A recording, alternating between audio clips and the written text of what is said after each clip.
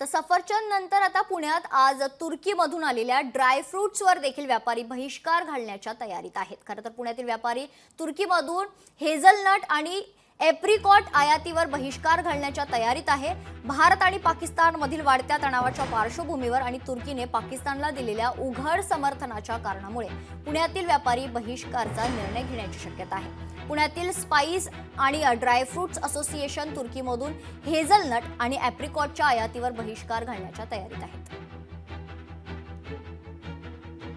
Nation first ही भूमिका ज्या व्यापाऱ्यांनी स्वीकारली त्यांचं मनापासून अभिनंदन करतो, कारण हा केवळ भारतीयांवर हल्ला नव्हता।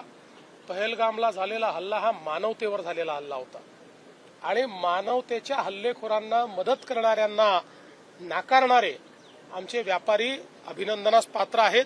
त्यांनी काळजी करायची गरज नाही।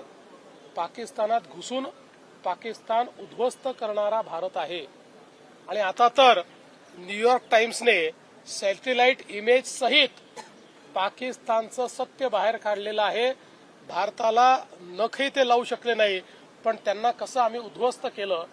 त्यामुळे कोणाच्याही पोकळ धमक्यांना भीक घालण्याची आवश्यकता नाहीये। सगळ्यांना आम्ही प्रोटेक्शन देऊ। नेशन फर्स्ट या भूमिकेवर सगळ्यांनी अडिग राहावं।